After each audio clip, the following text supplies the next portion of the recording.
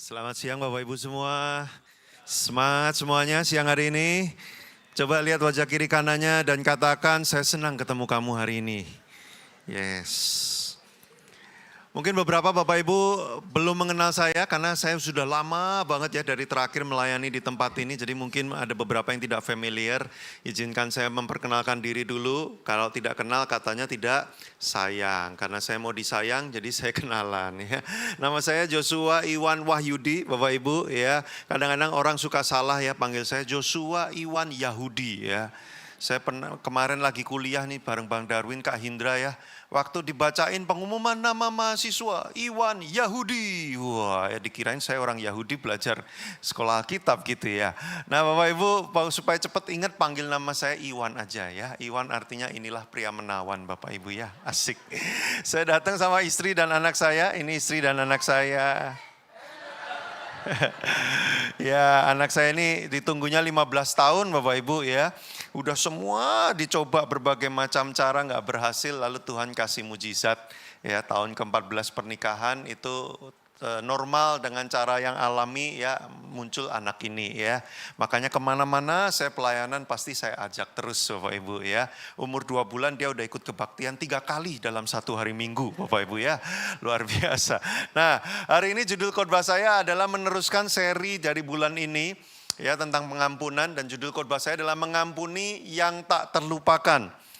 Bapak Ibu saya tahu khotbah ini berat gitu ya. Secara materi sangat ringan dan sederhana. Tapi yang bikin berat itu apa? Melakukannya sangat sulit sekali ya. Saya sebenarnya kalau bisa memilih judul khotbah topik-topik ini termasuk salah satu yang saya urutannya paling terakhir Bapak Ibu ya. Kalau suruh milih khotbah paling enak yang mana? Wah ini kayaknya urutan yang belakang-belakang. Kenapa? Mudah dikhotbahkan tapi sangat sulit dilakukan. Jadi waktu saya menyiapkan khotbah ini juga saya terus bergumul dalam hidup saya karena ada beberapa hal dalam hidup saya yang kalau itu muncul saya masih harus terus ngampunin. Muncul saya harus terus ngampunin ya. Makanya mengampuni yang tak terlupakan. Kenapa? Karena kalau itu mudah dilupakan, dia mudah diampuni. Ya, justru yang sulit diampuni itu adalah kalau yang sulit untuk dilupakan Bapak Ibu. Kalau kita belajar tentang emosi, makin emosional sebuah peristiwa, sebuah kejadian atau peristiwa, semakin intensitas emosinya itu tinggi buat kita, itu kita biasanya makin ingat banget. Makanya Bapak Ibu coba ingat-ingat apa satu aja pengalaman waktu Anda umur 5 tahun ke bawah, ya 5 tahun atau 4 tahun atau 3 tahun gitu ya. Yang paling Anda ingat satu aja, biasanya pasti itu pengalaman yang sangat emosional, entah seneng banget, takut banget, kaget banget, ya, sedih banget, pokoknya yang intensi emosinya tinggi, itu melekat terus di kepala kita. Nah makanya kejadian-kejadian yang sangat menyakitkan, sangat melukai, secara emosional itu muatannya besar, itu yang paling sulit dilupakan. Tapi justru karena paling sulit dilupakan juga paling sulit untuk diampuni biasanya Bapak Ibu. Nah makanya khotbah hari ini mengampuni yang tidak terlupakan. Yang memang susah untuk dilupakan ya. Saya ingat terus kesalahan orang itu ya. Saya nggak akan pernah maafkan apa yang dia lakukan 15 tahun yang lalu, 20 tahun yang lalu. Nah bagaimana mengampuni yang tak terlupakan ini Bapak Ibu ya. False belief 1.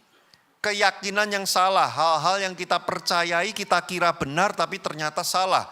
False belief 1 adalah kita mengira mengampuni atau tidak mengampuni itu adalah hak kita untuk memutuskan loh. Nah, banyak orang yang meyakini ini dan percaya kita yang mutusin dong, orang kita yang disakiti kok. Ini hati saya loh Pak, saya yang ngerasain loh, bukan kamu yang ngerasain. Kalau kamu yang ngerasain ya terserah kamu, tapi ini saya ngerasain. Sakitnya saya yang nanggung, saya korbannya, dia melakukan itu pada saya, ya terserah saya lah saya mau mengampuni atau tidak. Hak saya untuk memutuskan saya mengampuni atau tidak. Betul atau betul Bapak Ibu ya? Seringkali kan kita gitu ya, kamu sih gak ngalamin apa yang aku alamin. Kalau kamu mengalami yang aku alami, kamu akan mengerti kenapa saya gak bisa ngampunin. Nah kita pikir ya mengampuni itu adalah haknya kita untuk kita putuskan atau tidak. Tapi kebenarannya apa Bapak Ibu? Galatia 2 ayat 20a, bagian A ya. Namun aku hidup, ya, aku ini hidup saya ini, ya memang saya udah jalanin, ini hidup saya gitu ya. Tetapi, nah Bapak Ibu kalau Anda dengar kata tetapi dalam bahasa Indonesia, Tetapi itu sebenarnya adalah membelokkan atau meniadakan atau membatalkan kalimat sebelumnya. Bapak Ibu. Jadi kalau Anda ngomong sama orang gitu ya, wah kamu itu baik sekali ya. Kamu itu ganteng banget, kamu itu ramah sekali orangnya. Tetapi, nah itu lupakan aja tuh satu kalimat yang pertama tadi ya. Wah ini gereja tuh wah, luar biasa banget loh, ini gereja bagus banget ya. Saya seneng banget ada di gereja ini. Tetapi, lah ya udah itu lupakan tuh yang kalimat pertama tuh. Yang kalimat berikutnya lah itu yang beneran dia mau ngomong itu Bapak Ibu Saudara ya. Tetapi memang kita yang jalanin hidup kita. Memang ini hidup kita tanda kutip kelihatannya milik kita gitu ya. Tetapi bukan aku lagi sendiri ya. Bukan aku sendiri yang hidup. Melainkan siapa Bapak Ibu? Kristus. Nah ini dia kebenarannya. Memang yang tersakiti aku. Dan ini memang hatiku. Dan aku yang ngalamin loh. Aku yang tahu rasanya loh. Aku korbannya loh, memang iya. Tetapi ini hidup bukan aku lagi nih. Tapi sekarang adalah Kristus yang hidup di dalam aku. Jadi Bapak Ibu, take away yang pertama, take away itu bawa pulang yang pertama Bapak Ibu. Mengampuni atau tidak mengampuni adalah haknya Kristus untuk memutuskan bagi kita. Sekalipun ini hidup punya kita dan kita yang jalani, tetapi bukan aku lagi. Bapak Ibu kalau Anda baca di Alkitab sebelum Yesus menebus kita ini kan hamba dosa, betul nggak? Yang namanya hamba itu ikut apa aja kata tuannya. Kalau tuannya bilang A, hambanya jadi A. Kalau tuannya bilang Z, hamba akan jadi Z. Sebelumnya kita itu hamba dosa. Dosa ngomong apa kita ikut. Setelah Yesus menebus kita berpindah dari hamba dosa menjadi hamba Kristus. Itu konsep penebusan itu adalah pindah pemilik Bapak Ibu. Tidak ada konsep penebusan itu adalah kita dikeluarkan dari dosa, terus kita di wilayah yang bebas, terus kita bisa ngatur suka-suka kita sendiri. Terus Kristus cuma jadi pendukung atau supporter kita. Enggak gitu konsepnya di Alkitab. Jadi kalau kita baca di Alkitab, setelah kita jadi hamba dosa, kita langsung pindah pemilik menjadi hamba Kristus. Enggak ada tempat tanda kutip kita liar, nakal, brutal, membuat semua orang menjadi gempar. Itu Kresakti ya. Enggak ada wilayah saya mengatur hidup saya sendiri, saya Tuhan atas diri saya sendiri. Enggak ada. Kita langsung jadi miliknya Kristus. Nah tapi Kristus baik, Tuhan itu baik. Dia enggak mau kita itu jadi hamba. Maka kita dilahirkan kembali menjadi anak. Tapi kita itu sebenarnya milik siapa? Milik Kristus. Jadi Kristus ngomong A ya kita jadi A. Kristus pengen Z ya kita jadi Z. Nah memang kita yang tersakiti, kita yang terluka, kita yang ngalamin. Tapi hidup kita ini bukan kita lagi. Melainkan Kristus yang hidup di dalam kita. Nah saya tahu ini sulit. Memang yang sulit dari kekristenan itu apa? Tidak memiliki tapi disuruh menjalani. Nah, betul nggak Bapak Ibu ya? Kalau yang sudah pelayanan jadi pemimpin, nggak pernah memiliki gereja ini, nggak pernah memiliki jiwa-jiwa yang kita layani, nggak pernah memiliki kekuasaan yang dipercayakan kepada kita, tapi kita disuruh menjalani sebaik-baiknya. Lah itu yang repot memang. Kadang-kadang kita mengira ini semua milik kita, makanya kita suka-suka kita dong. Ini hidup saya yang ngatur sendiri dong, saya maunya apa ya saya lakukan dong. Tapi nggak gitu. Konsepnya gimana? Tuhan yang memiliki. Sehingga ketika dia bilang lakukan ini, kita menjalani melakukan seperti apa yang Tuhan ingin. Termasuk dalam mengampuni. Nah itu memang berat. Makanya saya kurus begini Bapak Ibu ya. Bercanda ya, dari dulu udah kurus ya. Tapi ini berat Bapak Ibu memang. Ya, melakukan firman Tuhan dalam keadaan hidup di tengah dosa dan tubuh kita masih ada dosa di dalamnya. Memang tidak pernah mudah. Justru kalau jadi orang Kristen itu terasa mudah sekali. Kok gampang banget ya? Semua firman ngelakuinnya gampang banget loh ya. Wah, nah jangan-jangan Anda sudah ada di surga. Ya, nggak ada di dunia ini. Memang selalu ada perjuangan. Jadi Anda jangan merasa begini ya. Aduh, ini susah nih jadi orang Kristen nih. Nggak bisa nih, kayaknya berat banget nih. Memang itu pergumulan yang kita jalani. Makanya butuh kasih karunia. Makanya Yohanes 15 mengatakan di luar Kristus kamu tidak bisa berbuat apa-apa. Maksudnya tidak bisa berbuat apa-apa tuh gini loh. Itu orang gak kenal Tuhan kok bisa berbuat banyak. Ya, kerja juga duitnya banyak apa. Bukan itu. Maksudnya tidak bisa berbuat apa-apa tuh gini. Gak bisa melakukan apapun yang seperti Tuhan ingin kita lakukan. Tanpa Kristus kita gak bisa. Karena memang natur dosa kita itu berlawanan dengan apa yang Kristus mau. Jadi makanya ketika kita disakiti hati kita, sulit untuk mengampuni. Makin intensitas emosionalnya besar, makin sulit dilupakan, makin sulit kita memang mengampuni. Makanya kita butuh Kristus, kasih karunia yang memampukan kita. Ini bukan hak kita untuk memutuskan mau ngampunin atau tidak. Ngampuninya cara seperti apa, bukan hak kita. Tapi itu sudah menjadi haknya Kristus yang memiliki kita. Nah ini penting Bapak Ibu konsep ini. Kalau kita mengerti konsep ini, bukan cuma mengampuni, seluruh hidup kita itu bukan tentang apa yang saya inginkan loh. Coba lihat kekristenan hari-hari ini Bapak Ibu. Ya, banyak sekali orang Kristen itu konsepnya gini. Aku punya banyak keinginan, Yesus mendukung keinginanku. Ya, makanya kalau doa memindahkan harta orang fasik terus. Ya, bangsa-bangsa hartanya dipindahkan. Saya tuh nanya Bapak Ibu. Kalau Tuhan benerin pindahin tuh semua harta bangsa-bangsa orang fasik ke rekening Anda hari ini jebret. Anda akan lakukan apa sih dengan harta sebanyak itu? Wah ya saya keliling-keliling dunia, saya ke Swiss ganti rumah, ganti mobil dan sebagainya. Itu kan, tentang keinginan saya, Kristus mendukung saya. Jadi banyak orang Kristen hidupnya gini, apa yang saya mau, kerohanian itu adalah kuasa yang menjadikan apa yang saya mau terjadi. Bukan gitu. Kekristenan yang sesungguhnya adalah Tuhan mau apa, ya kita ikut apa maunya Tuhan. Seringkali apa yang kita mau memang berbeda dengan apa maunya Tuhan. Alah Pak, khotbah gampang. Kalau khotbah gampang coba gantiin saya. Susah tahu Bapak Ibu khotbah, ya nggak gampang. Tapi memang realitanya ngomong lebih gampang daripada melakukan. Iya, di mana-mana juga gitu, udah nggak usah diomongin lagi. Memang ngomong lebih gampang dari melakukan. Tapi apakah artinya kita berhenti melakukan hanya karena ngomong lebih gampang dari melakukan? Kan enggak Bapak Ibu. Hanya karena itu susah bukan berarti nggak usah. Hanya karena ini, wah ini nggak bisa, ini berat banget ini dilakukan. Udah nggak usah lakukan. Lah kalau kayak gitu hidup Anda nggak akan ada di titik sekarang Bapak Ibu. Anda nggak akan pernah maju.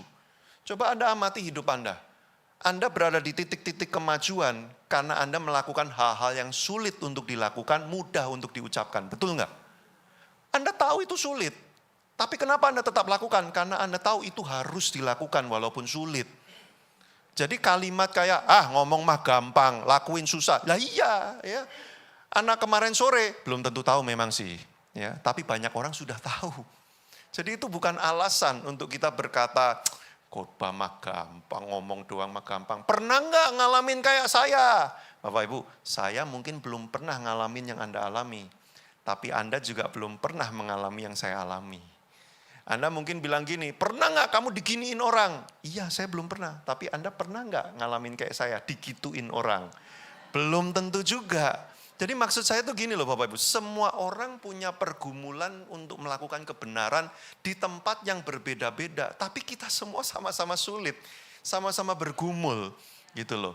Anda mungkin sulit mengampuni orang yang pernah menipu sampai hidup Anda hancur berantakan. Tapi orang lain juga bergumul mengampuni dia pernah dilecehkan waktu dia masih muda. Orang lain sulit mengampuni papanya yang merusak kehidupan keluarga dia. Semua orang punya titik-titik kesulitannya masing-masing. Jadi Anda nggak bisa bilang begini loh, kamu mah nggak ngalamin apa yang aku alamin.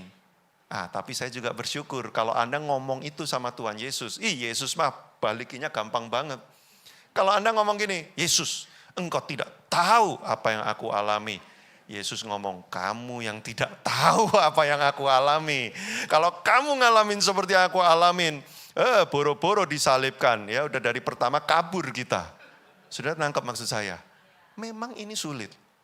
Memang ini pergumulan. Bahkan ini mungkin pergumulan seumur hidup kita. Bapak Ibu, beberapa di antara kita ada peristiwa yang tidak pernah bisa kita lupakan. Setiap kali itu muncul, kadang-kadang kita masih terasa di hati. Dan kita harus mengampuni sekali lagi, mengampuni sekali lagi, mengampuni sekali lagi. Tapi itulah perjuangan hidup kita Bapak Ibu. Banyak orang Kristen berpikir begini, ikut CG, Champion Gathering, retreat atau KKR, nanti hamba Tuhan dari luar negeri ya lemparin jas, kita tumbang, lalu bangun-bangun udah gak marah lagi loh. Ya, aku ingat itu tuh kayak diambil oleh Tuhan. Loh ada gak yang ngalamin gitu? Ada. Tapi ada nggak yang nggak terjadi kayak gitu? Ada juga. Dan dia setiap hari, bahkan mungkin setiap minggu atau setiap bulan ketika ingatan itu muncul, ya dia bergumul lagi sama Tuhan. Aku ampuni lagi, aku ampuni lagi. Apakah dia kurang rohani dan tidak dijamah oleh Tuhan? Tidak. Memang ada orang-orang yang jalan hidupnya bersama Tuhan itu beda-beda. Ya puji Tuhan kalau Anda yang jenis kepret jret langsung selesai.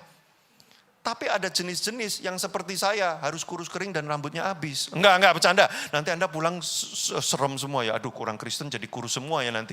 Enggak Bapak Ibu. Tapi ada orang-orang seperti saya yang memang bergumul gitu. Ya, tiap lihat wajahnya, oh Tuhan mampukan saya. Ya. Apalagi kalau itu ada dalam satu gereja. Apalagi kalau itu satu komsel. Bapak Ibu, kalau orang nggak kenal Tuhan, lakukan hal yang jahat sama kita sakit hati, tapi masih lebih maklum, bener nggak? Ya namanya orang nggak kenal Tuhan ya, nggak tahu kebenaran ya. Ya udahlah, memang gitu dia. Tapi kalau yang lakuin orang yang tahu kebenaran, pelayanan, sering khotbah di SPK, ya kan? Wah udah jadi pemimpin, pelayanan sekian belas tahun, lakukan itu. Sakit sekali kita. Tapi bukan berarti kita ngomong nggak usah ngampunin. Saudara, firman Tuhan itu diberikan kepada kita untuk segala keadaan. Bukan sesuai dengan keadaan yang kita mau. Nah makanya mengampuni tidak mengampuni itu haknya Kristus. Bukan haknya kita. Kalau kita merasa sulit, bergumullah bersama dengan Kristus. Nah makanya kita lihat false belief yang kedua. Kita mengira ada syarat yang harus dipenuhi lebih dulu. Baru saya bisa atau mau mengampuni. Ya kan? Syaratnya apa? Nyesel dulu lah, menunjukkan penyesalan lah. Wajahnya nggak ada penyesalan sama sekali, gimana sih? Saya emang nggak mau lah ngampunin, dia berarti belum bertobat itu. Bener nggak ya Bapak Ibu ya? Kita manusia kan gitu ya. Nggak apa-apa ya, Anda berarti masih manusia bukan monyet. Nah kedua, minta maaf. Dia nggak minta maaf. Ya, selama dia belum datang kepada saya, meminta maaf, saya nggak mau mengampuni. Mahal pengampunan saya. Saudara, kita lebih Tuhan dari Tuhan. Ya, memang manusia itu salah satu problem terbesarnya itu apa sih Bapak Ibu? Pengen jadi Tuhan. Makanya kalau saudara baca ya, Adam dan Hawa ya, salah satunya kan iblis cara menjatuhkan manusia kan mengiming-imingi dengan apa? Kamu akan menjadi sama seperti Allah. Wah, rupanya semua manusia tuh gitu Bapak Ibu, pengen jadi Tuhan. Ya, pengen ngatur semuanya, semua harus ikut ya kan. Dia yang nentuin mana yang benar, mana yang salah. Urusan bakmi mana yang enak, mana yang enggak enak, dia standarnya. Ya, kalau orang lain ngomong, ini bakmi acong enak. Alah, gitu kok enak, seleramu rendah sekali. Dia yang nentuin. Dia jadi Tuhannya atas dunia perbakmian. Ya kan? Lah saudara kan banyak ya, manusia kan kayak gitu ya. Nanti nonton film mana yang bagus, mana yang jelek, dia Tuhannya ya. Nanti soal apa, dia Tuhannya. Banyak Tuhan di sekitar kita ya, termasuk kita sendiri. Nah itu Bapak Ibu. Jadi kita kayak Tuhan, minta maaf enggak? Kalau enggak minta maaf, saya enggak mau memberikan maaf. Enak aja. Ya enggak? Ketiga, tunjukin perubahan dong. Percuma minta maaf, menyesal, tapi terus diulangi lagi. Saya nggak mau mengampuni yang kayak gitu. Ya, makin berat kan ya khotbahnya. Apa kita udahan aja ya? Kayaknya susah amat gitu ya. Yang keempat, hati saya belum siap. Dia udah minta maaf, dia udah nyesel, dia udah nunjukin perubahan, tapi memang hati saya belum siap. Jadi saya nggak bisa ngampunin. Pernah nggak dengar orang kalimatnya gitu Bapak Ibu? Saudara, jangan-jangan hati kita memang tidak akan pernah siap. Makanya Alkitab bilang, jangan ikutin hati. Hati manusia itu penuh dosa dan kelicikan. Tapi dunia bilang apa? Ikuti apa kata hatimu. Hatimu itu berubah-ubah. Apalagi orang manusia Indonesia seringkali menganggap hati sama dengan perasaan. Belum dapat. Ya, perasaanku belum dapat. Gimana? Sudah mau ngampunin belum? Belum dapat. Kapan dapatnya? Nggak tahu. Sampai waktu yang tidak ditentukan.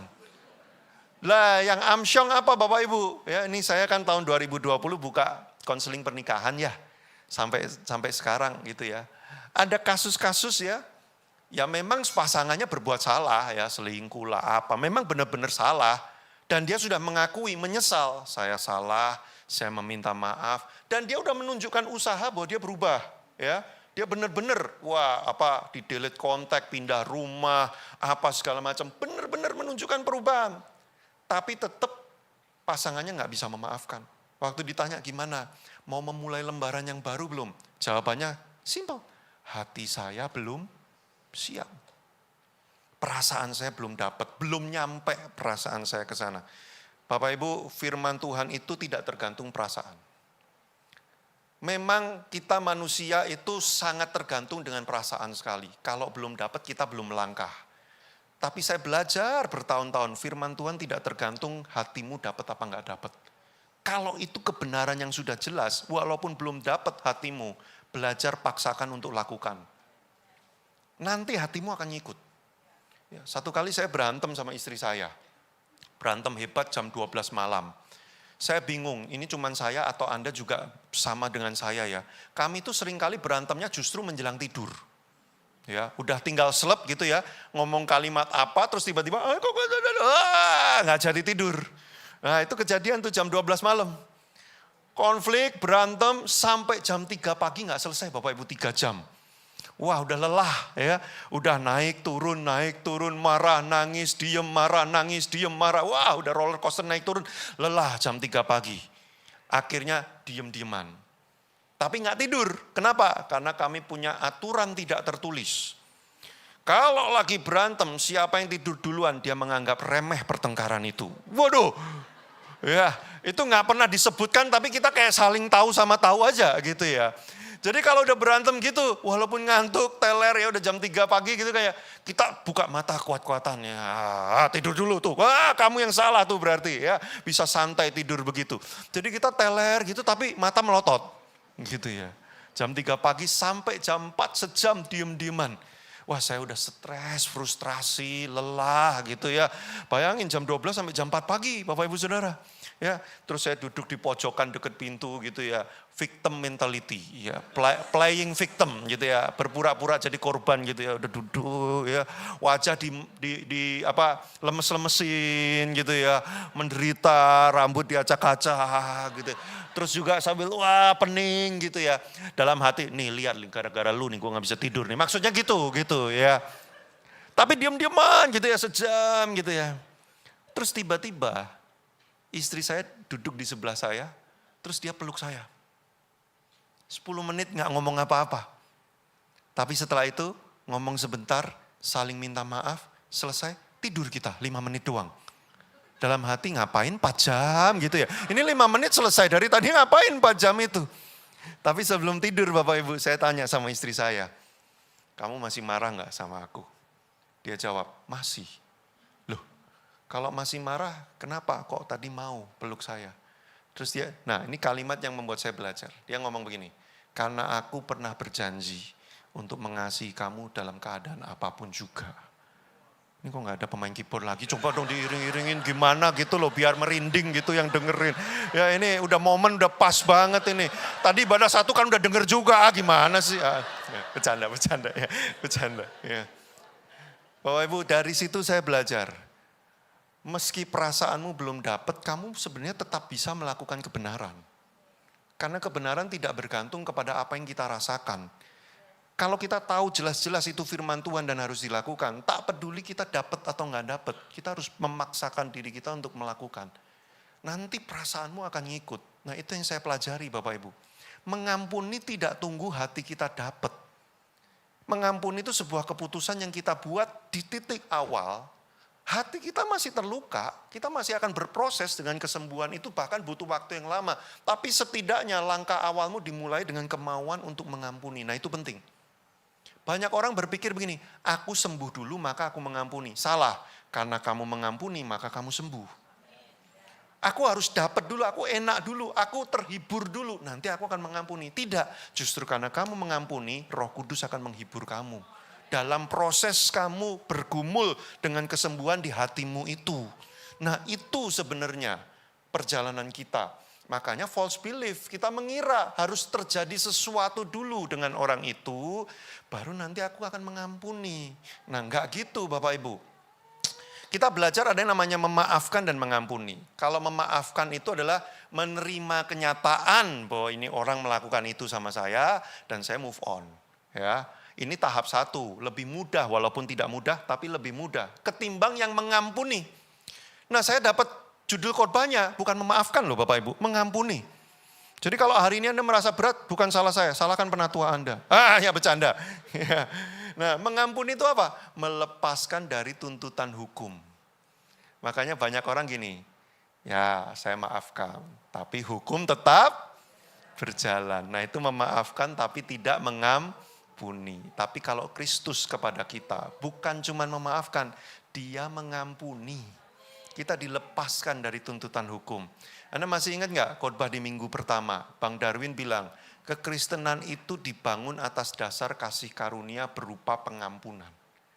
Jadi kalau pengampunan diambil dari kekristenan, itu bukan kekristenan lagi. Karena dasar terbentuknya kekristenan itu adalah karena pengampunan. Kasih karunia dalam bentuk pengampunan. Minggu lalu Kak Beta berkata, mengampuni itu bukan pilihan.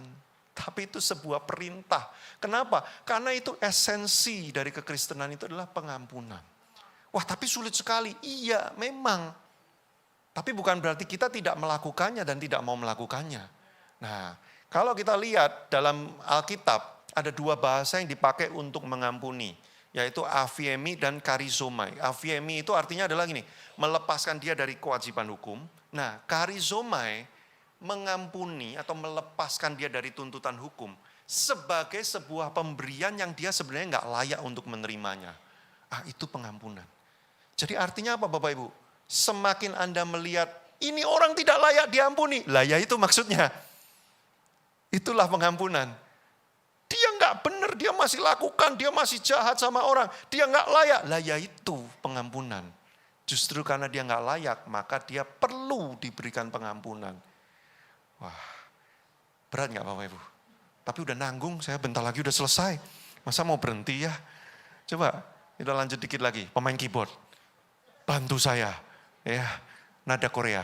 Oh enggak ya, bercanda. Ya, block chord aja ya.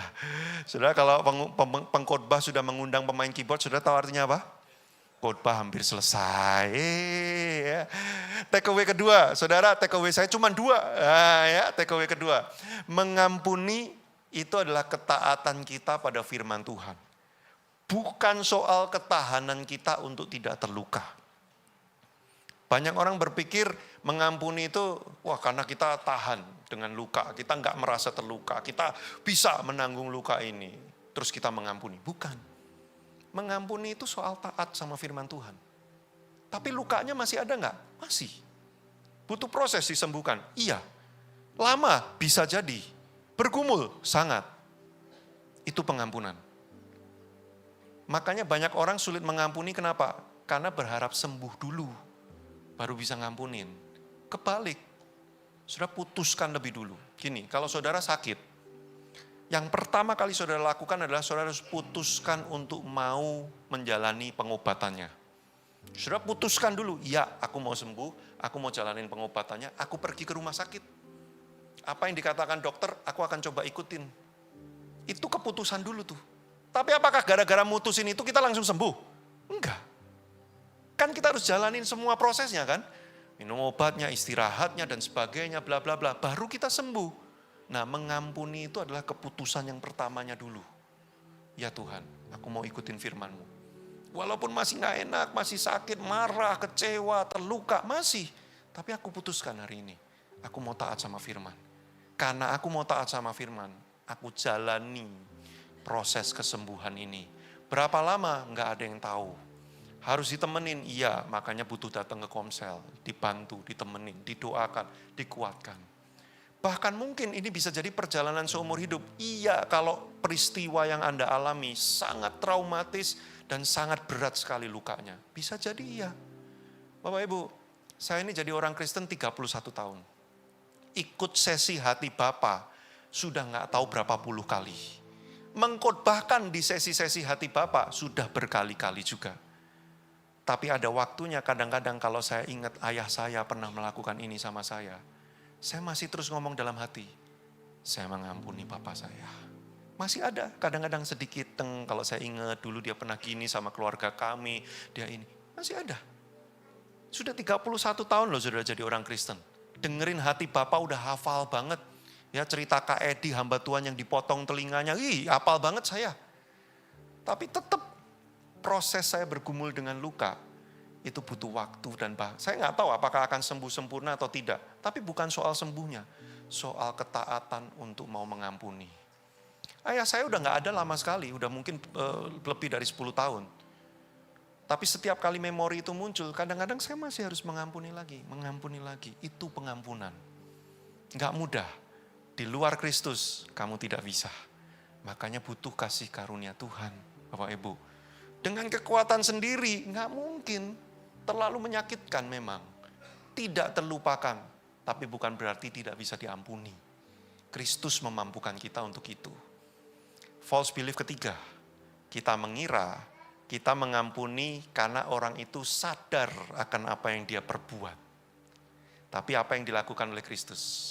Ini ayat tema kita untuk seri bulan ini, Bapak Ibu. Lukas 23 ayat 34. Yesus berkata, ya Bapa ampunilah mereka. Sebab alasannya karena justru mereka tidak sadar. Mereka tidak tahu apa yang mereka perbuat.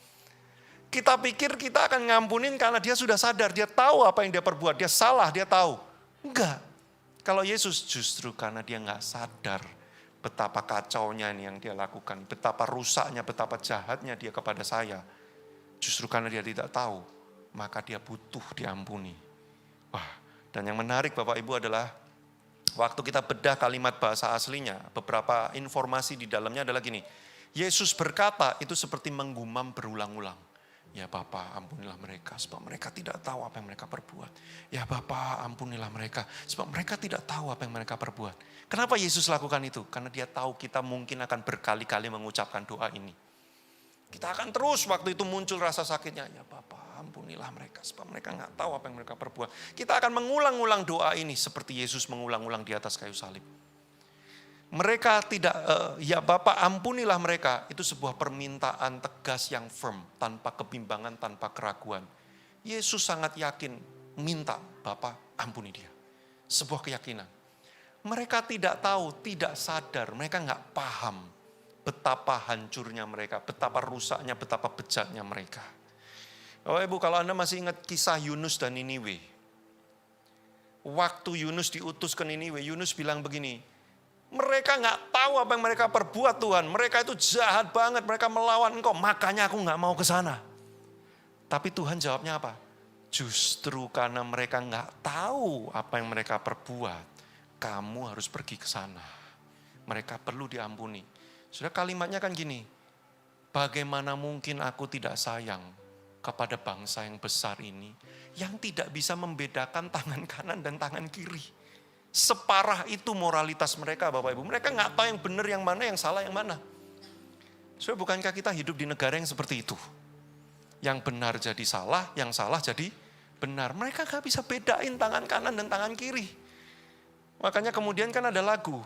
Bagaimana tidak Tuhan kan sayang pada Indonesia bangsa yang besar. Itu kan diambil dari Yunus dan Niniwe. Bangsa yang gak ngerti tangan kanan dan tangan kiri ini. Justru karena itulah mereka butuh diampuni. Saudara, kalau Anda tanya kepada saya, sesayang apa sama saya sama Indonesia? Enggak sayang-sayang banget. Jujur, saudara. Apalagi abis animasi lokal kemarin muncul. Enggak sayang saya. Ini animasi apaan gitu. Indonesia kok gini amat gitu ya. Susah loh sayang sama Indonesia. Saya gak tahu dengan Anda ya. Kalau saya nih jujur nih, susah loh untuk sayang sama Indonesia. Tapi perasaan saya nggak penting. Bukan soal apa yang saya rasakan, ini soal apa yang Tuhan inginkan. Jadi sekalipun saya belum dapat hati saya, sekalipun saya kesel sama negara ini, sekalipun saya kalau lihat berita-berita itu gimana saya pengen pindah aja ke negara lain, gitu ya.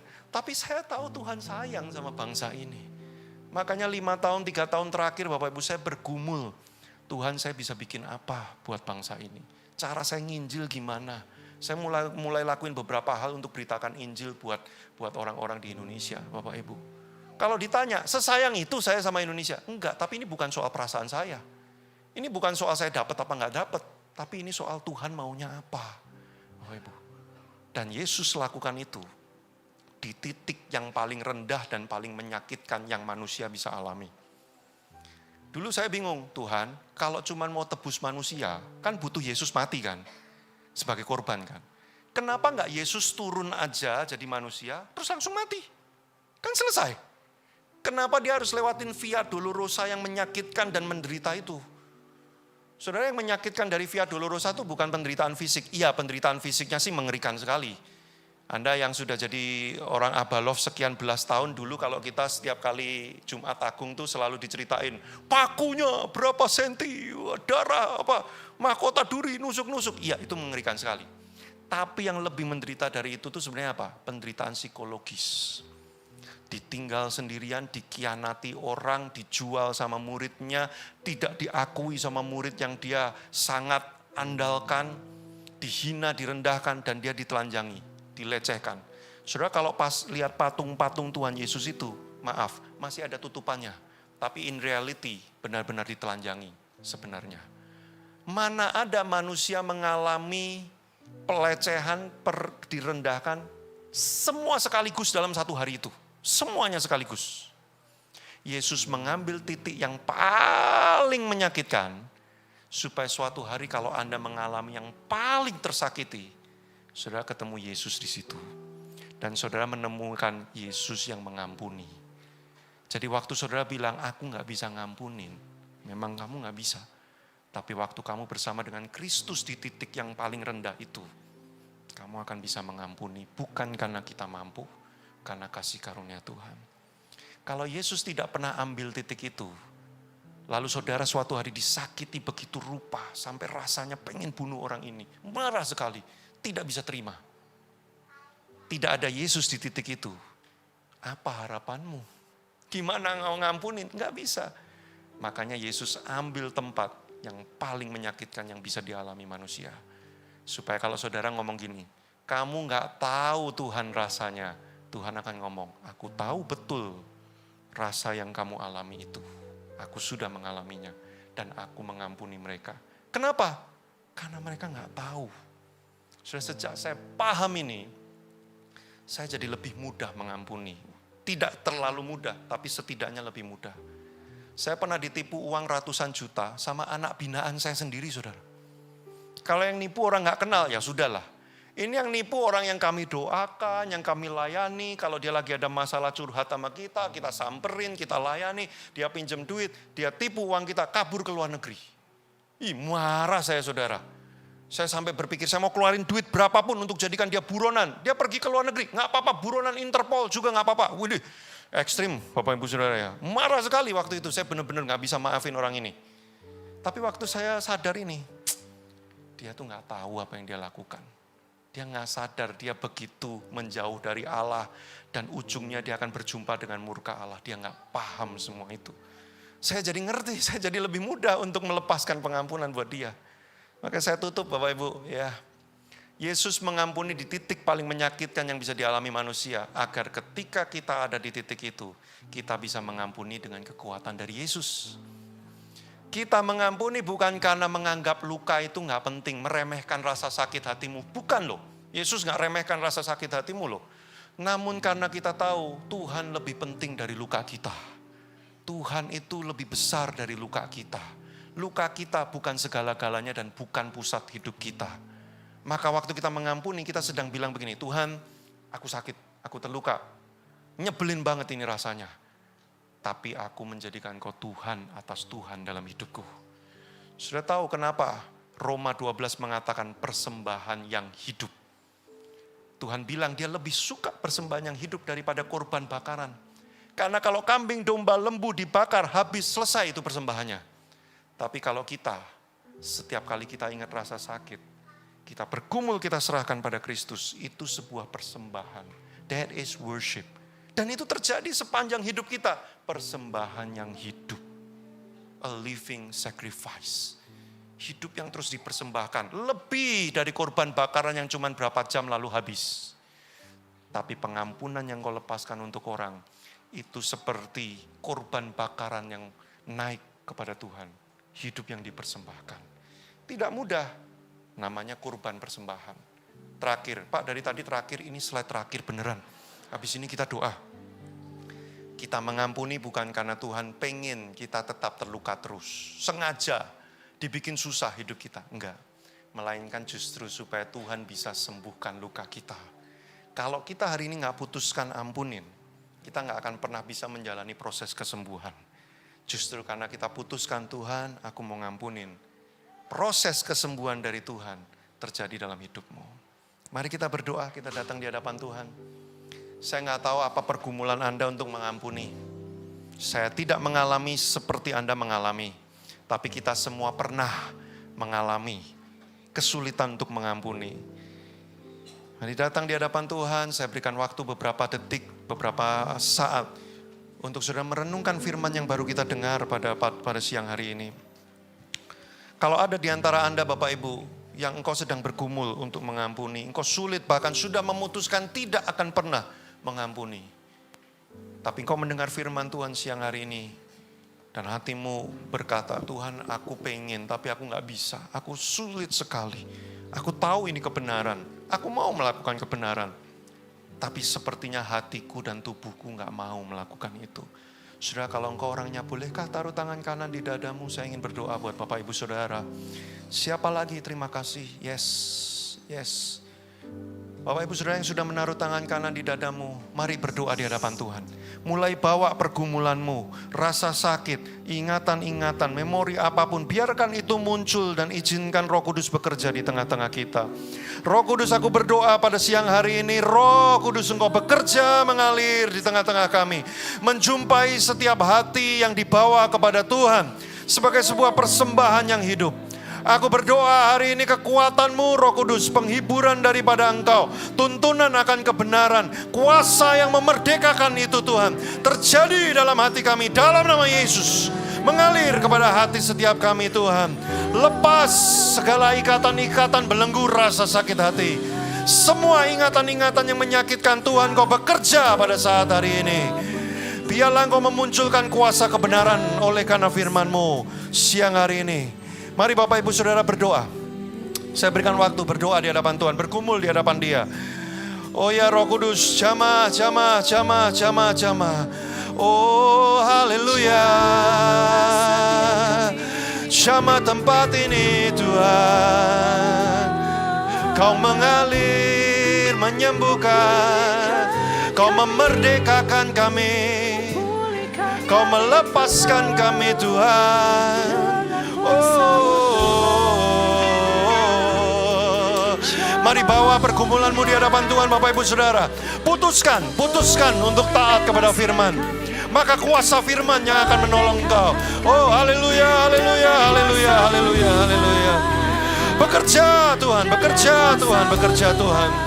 Dengar doa kami. Oh haleluya, dengar doa kami.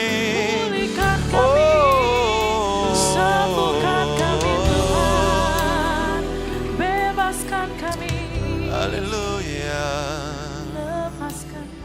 Terima kasih untuk firman-Mu pada siang hari ini Tuhan. Aku menyerahkan setiap hati yang sudah dibawa kepada Tuhan.